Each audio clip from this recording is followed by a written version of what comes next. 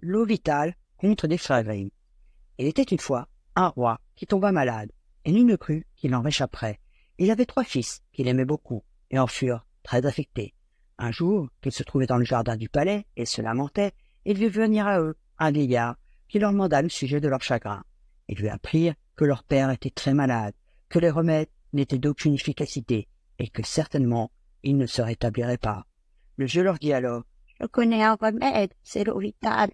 Votre père guérira s'il en boit, mais il n'est pas facile à trouver. » L'aîné dit: « Je le trouverai bien, moi. » Il se rendit auprès du roi malade et lui demanda l'autorisation de se mettre à sa recherche de ce remède souverain.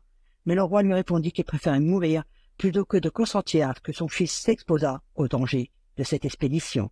Cependant, le prince insista, tant que le roi céda. Le jeune homme se disait: « Si je rapporte cette eau à mon père, je deviendrai le préféré et hériterai de la couronne. » Il se mit donc en route, et après avoir longtemps chevauché, il trouva sur sa route un nain qu'il manda où il allait si vite. « Méchant nain, cela ne te regarde pas, » lui répondit-il avec hauteur, et continua sa route. Mais le petit homme fut irrité de cette réponse, et lui jeta un sort. Le prince s'engagea bientôt entre 2 montagnes, dans une gorge qui se resserra tellement qu'il ne put bientôt plus avancer. Il y fut également impossible de revenir sur ses pas. Il voulut mettre pied à terre, impossible encore. Il demeura donc dans cet état d'immobilité. L'auguste malade l'attendit longtemps, mais il ne revint pas. Le second prince demanda alors à son père l'autorisation de se mettre à la recherche de l'eau salutaire. Le roi refusa également tout d'abord, mais finit par céder. Le jeune homme prit donc le même chemin et rencontra le même nain, qui l'arrêta également et lui demanda où il se rendait avec tant de hâte. « Méchant nain, cela ne te regarde pas, » lui répondit le second prince, et il s'en fut, sans se retourner.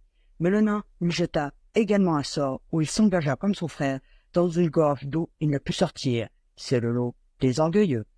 Voyant que ses frères ne revenaient pas, le troisième prince sollicita à son tour l'autorisation de se mettre à la recherche de l'eau vitale, et son père dut le laisser partir. Il rencontra également le nain, et quand celui-ci lui demanda où il se rendait en si grande hâte, il arrêta son cheval et lui répondit: « Je suis en quête de l'eau vitale, car mon père est à l'agonie. »« Sais-tu où la trouver ?» lui demanda le petit homme. « Non, » répondit le prince, « je vais te la prendre et te dire comment tu y arriveras, puisque tu t'es mieux conduit que tes frères. L'eau vitale jaillit d'une fontaine qui se trouve dans la cour d'un château enchanté. Tu m'y accéderas passant une baguette de fer et 2 petits pains que je vais te remettre. Avec la baguette, tu frapperas 3 fois à la porte de fer du château et elle s'ouvrira. À l'intérieur, tu verras 2 lions qui voudront te dévorer. En leur jetant chacun un pain et se calmeront. Tu te hâteras alors d'aller chercher l'eau vitale avant que sonnent 12 coups, car à ce moment-là, la porte se referme et tu te trouverais emprisonné. » Le prince remercia avec effusion, prit la baguette et les pains et suivit sa route. Il arriva à destination et trouva, tout comme le nain le lui avait prédit. La porte s'ouvrit au 3e coup de baguette, et après avoir apprivoisé les lions avec le pain, il pénétra dans le château. Il entra dans une grande salle richement décorée où étaient assis des princes enchantés. Il retira les bagues de leurs doigts et prit un pain et un glaive qui se trouvaient là. Il vit dans une autre salle une charmante princesse qui se réjouit à sa vue, l'embrassa et lui annonça qu'il avait détruit le sort qui pesait sur elle. Elle lui dit de revenir dans un an, qu'à cette époque, leur noce serait célébrée et qu'il aurait son royaume. Elle lui indiqua l'endroit où se trouvait l'eau vitale et l'engagea à se hâter d'en puiser avant que les 2 coups ne retentissent. Il alla plus loin et arriva enfin dans une chambre où il vit un lit de repos. Harassé de fatigue, il voulut se reposer un moment. Il s'y allongea et s'endormit. 11h 3/4 sonnaient quand il se réveilla. Il se leva et se précipita vers la fontaine. À l'aide d'un gobelet qu'il y trouva, il puisa de l'eau et s'en retourna en hâte. Il atteignit la porte quand retentirent les 2 coups, et celle-ci se referma avec une telle violence qu'elle lui emporta un morceau du talon. Mais au bout de posséder l'eau bienfaisante, il prit le chemin du retour et repassa devant le nain.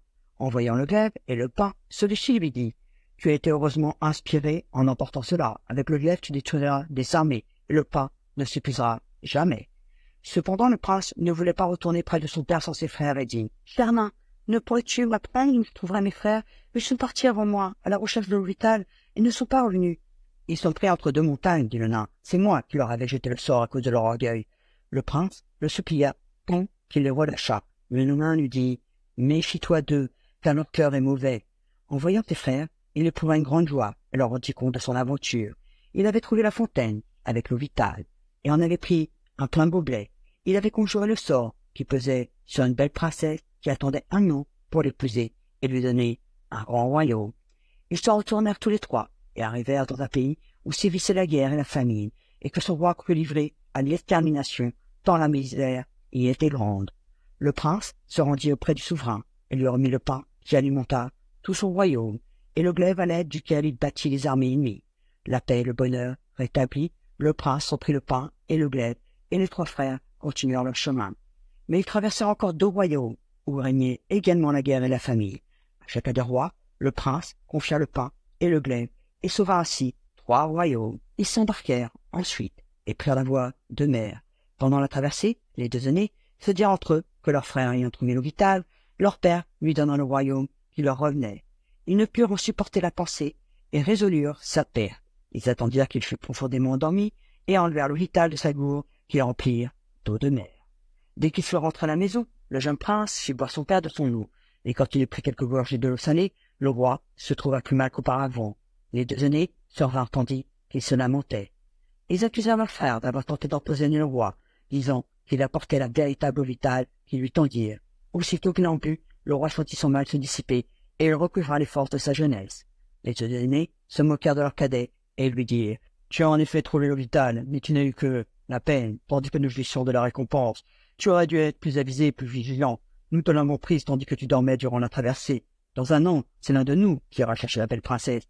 Mais prends garde de rien révéler de ce que tu apprends. Notre père ne t'aura pas d'ailleurs. De plus, si tu cherches à nous trahir, tu perdras la vie. Tu demeureras sauf si tu te tais. » Cependant, le vieux roi crut que son plus jeune fils avait voulu attenter à sa vie, et il lui en témoigna de la colère. Il convoqua son conseil, qui émit l'avis de faire fusiller secrètement le jeune prince. Un serviteur du roi devait l'accompagner à la chasse et l'exécuter dans la forêt. Cependant, au moment décisif, le prince fut surpris de l'air de tristesse de celui qui était chargé de la funèbre mission. « Qu'as-tu pour paraître aussi triste ?»« Je ne puis le dire, » répondit le serviteur. « Parle, » lui dit le prince. « Je te pardonne d'avance. » « Hélas, dit alors Dominique, je suis charmé de vous fusiller. » Le roi l'ordonna ainsi. Le prince, tout consterné, lui dit « Brave serviteur, je te donnerai ma tenue royale. Donne-moi la tienne à la place. »« Très volontiers, » répondit l'autre. « Je n'aurais quand même pas eu le courage de tirer sur vous. » Ils échangèrent leurs vêtements, et le serviteur rentra au château, tandis que le prince s'enfonça dans la forêt. Longtemps après, arrivèrent chez le vieux roi 3 voitures chargées d'or et de pierres précieuses pour être remises à son plus jeune fils. C'étaient les 3 rois dont le royaume avait été délivré par son glaive et fécondé par son pain, qui voulaient ainsi exprimer leur gratitude. Le vieux roi songea « Mon fils serait-il innocent ?» Et il dit à ses gens « Ah, s'il est encore en vie, que je regrette de l'avoir fait tuer. »« Il vit encore, dit le serviteur. Je n'ai pas pu prendre sur moi de le tuer. » Et il raconta au roi comment les choses s'étaient passées. Le cœur du vieux souverain s'est soulagé d'un grand poids. Il fit publier partout que son fils pouvait rentrer et qu'il lui serait fait bon accueil. Cependant, la princesse avait fait percer devant son palais une rue pavée d'or et de pierreries, et dit à ses gens que celui qui pousserait son cheval au milieu de cette rue serait l'époux attendu, et qu'il fallait lui permettre l'accès du palais, tandis qu'il fallait chasser ceux qui marcheraient sur le côté. 1 an environ après l'époque où le jeune prince eut pénétré auprès de la belle princesse, l'aîné se mit en route afin de se donner pour son libérateur et obtenir sa main et son royaume. En voyant la précieuse route, il se dit « Ce serait grand dommage d'y mettre les pieds », et il fit passer la bête sur le côté. Mais arrivé devant la porte, les gens lui dirent de s'en retourner, car il n'était pas l'époux attendu. Le second prince survint peu après, et il pensa, comme son aîné, qu'il serait grand dommage de détériorer une si belle route. Il fit donc également passer son cheval sur le côté. Lui aussi, en se présentant au palais, vit les gens de la princesse lui déclarer qu'il n'était guère l'époux attendu, et il fut prié de s'en retourner. Quand l'année fut tout à fait écoulée, le 3e sortit du bois pour se rendre auprès de sa bien-aimée. Il ne songeait qu'à elle, à l'idée de se trouver auprès d'elle, et dans sa distraction, il ne vit pas le somptueux pavage de la rue. Il laissa donc son cheval galoper au beau milieu de la voie et trouva la porte grande ouverte. La princesse le reçut avec transport, le déclarant son sauveur et le maître de son royaume. Après que les noces eurent été célébrées en grande pompe, elle lui apprit que son père l'avait mandé auprès de lui et lui avait pardonné. Il se rendit donc auprès du vieux roi et lui raconta comment ses frères l'avaient trahi et qu'il s'était tué. Le roi voulut les châtier, mais ils s'étaient déjà embarqués et ne réapparurent jamais plus. Merci de m'avoir écouté et on se retrouve bientôt pour de nouvelles aventures.